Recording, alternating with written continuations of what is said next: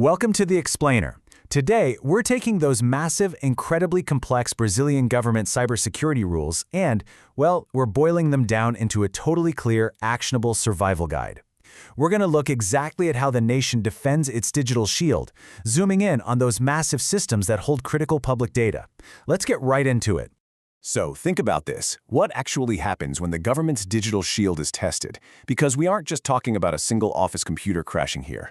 No, we're talking about the real-world stakes of protecting huge federal networks that literally serve millions of people every single day. When a threat actor starts knocking on the digital door of a major public institution, how does the system react? What are the exact protocols? Well, that's exactly what we're going to uncover today. Here's the architectural blueprint for today's breakdown. We're going to cover 1. Defending government health data, 2. Defining a cyber incident, 3. The traffic light protocol, 4. How to notify authorities, and finally, 5. Triage, analysis, and response.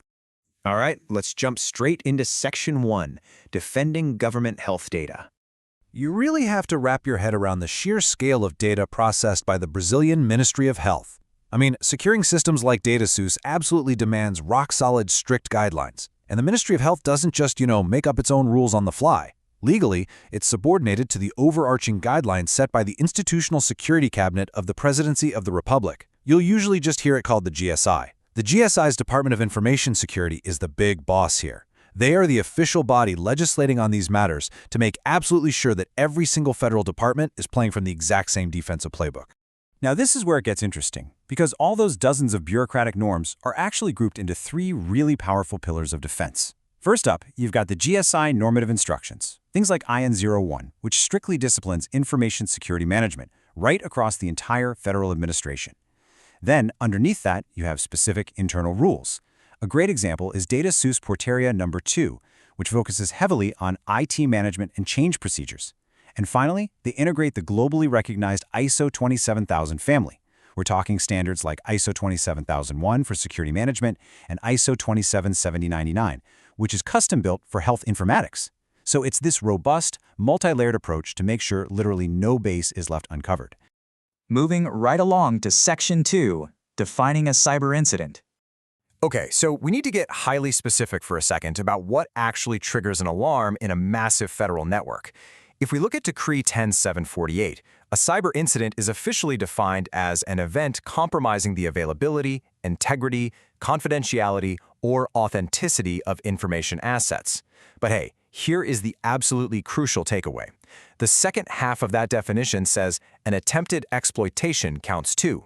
If someone tries to exploit a vulnerability or break a security policy and completely fails, it still legally triggers the protocol under this decree. Zero tolerance. And this concept brilliantly illustrates the 2 totally different ways you might spot a threat. You either see the weapon they're using or the damage they leave behind. Think of it like this. On one hand, you have attack methods. These are the technical indicators of compromise. Your port scans, phishing attempts targeting your staff, brute force attacks on logins, or some malware being deployed. Then on the other hand, you have impact indicators. This is when the attack is unfortunately manifested into visible damage. We're talking system anomalies, website defacements, ransomware encrypting your files, or massive data leaks. Spotting either of these means you are actively in the middle of an incident. Basically, you've either caught them picking the lock, or you just found the broken glass on the floor. Which brings us to Section 3, the traffic light protocol. So, once an attack is actually underway, you have to carefully categorize your intelligence. When sharing the details of a threat, CTR-Gov, which is the government's central incident response team, uses the first Traffic Light Protocol 2.0. The designations are exactly what they sound like. They range from clear, which is essentially unclassified, through green, amber, and the highly restricted amber plus strict, all the way up to red. It acts exactly like a digital bouncer, instantly letting everyone know who is and isn't allowed to see the data. This is absolutely critical for preventing sensitive vulnerability details from leaking out to unauthorized eyes during a crisis. Let's transition to Section 4, How to Notify Authorities. Now we are getting into the most actionable part of this whole explainer. The moment something goes down, your local incident response team, the ETIR, must alert the central CTIR-Gov team, and they have to follow these exact steps. Step 1, identify the threat and immediately isolate the compromised assets to stop the spread. Step 2, draft an email to the official central contact at ctir@ctir.gov.br. Step 3. Meticulously format that email's subject and body to include the correct TLP marking we just talked about. And finally, Step 4. Attach all the technical evidence. The manual explicitly demands server logs, email headers, malicious code, samples, even screenshots. You can't just email them saying, hey, we've been hacked. You have to hand over the actual digital forensics. And actually seeing this official formatting template straight from the government manual really brings the policy to life. It has to be exactly this clear and standardized. Imagine the central response team monitoring a chaotic inbox. A subject line like this, starting with the TLP level in brackets, followed by the specific agency domain, and ending with the exact type of incident like phishing, it allows them to instantly triage the severity of the threat before they even click open the email. Then, moving to the body of the email, it needs to read like a precise tactical report. The official guidelines give a template that includes stating the exact number of cases identified, noting if malware execution was actually blocked by the antivirus, confirming that victim workstations are fully isolated, and declaring that impacts are controlled. Oh, and it's super important to note the time in UTC-3 and specify exactly what evidence is attached, like those email headers. Providing this level of detail up front allows CTIR-Gov to dive straight into analysis rather than burning critical 0-hour minutes just emailing back and forth asking for the basics. Now, there are a few other critical reporting guidelines you absolutely have to keep in mind. If your communication requires a highly secure channel, the rules state you must use PGP encryption with CTIR-Gov's specific public key fingerprint. But perhaps the single most vital thing to remember is this: CTIR-Gov does not conduct criminal investigations. They aren't the police. Their job is to fix the breach and get your systems back online. If you find actual evidence of a crime, you have to contact police authorities completely separately, and you have to be super careful to maintain the chain of custody so law enforcement can actually do their jobs. All right, our last stop today is Section 5, Triage, Analysis, and Response.